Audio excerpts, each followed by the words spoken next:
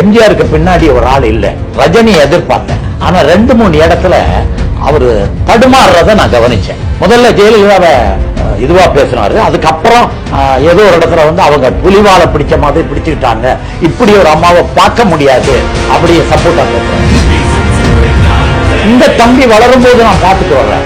படத்துக்கு படம் நல்ல விஷயங்களை சொல்லிட்டு வரேன். இந்த கடைசி 15 படத்தை நீங்க பாத்தீங்கன்னா சரியா இருக்கு. விஜய்க்கு ஃபேன் ஃபாலோவிங் பயங்கரமா பெருகிட்டு போகுது.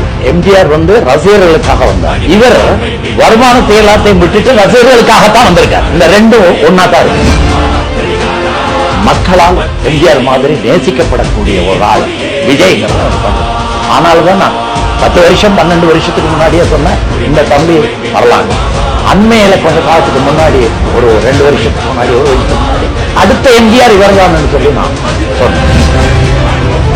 ஜல்லிக்கட்டு நடந்தா கூட்டத்தோட கூட்டமா நிக்கிறார். தூத்துக்குடியில நடந்தா எப்படி போனாருன்னு தெரியாது. 13 இறந்து போன 13 வீட்டுக்கும் போய் நிற்கிறார். எங்க எது நடந்தாலும் போய் நிற்கிறார். அது விளம்பரத்துக்காக செய்யலைங்கிறது நல்லா தெரியுது. அங்க உள்ள ஒரு மறைமுகமான தைரியம் அவருக்கு இருக்குங்கிறது புரியுது. இந்த தைரியம் எம்ஜிஆர் இருந்தது. அஜித் நல்லா நடிக்கிறார், நல்ல டைரக்டர் செலக்ட் பண்றாரு, நல்ல கதைகள் வச்சிருக்காரு, அவர் நல்ல நடிகர், நல்லா பண்ணிக்கிறார். ஆனா இதுக்கு வரமாட்டார். ஆனா இந்த தம்பி தைரியமா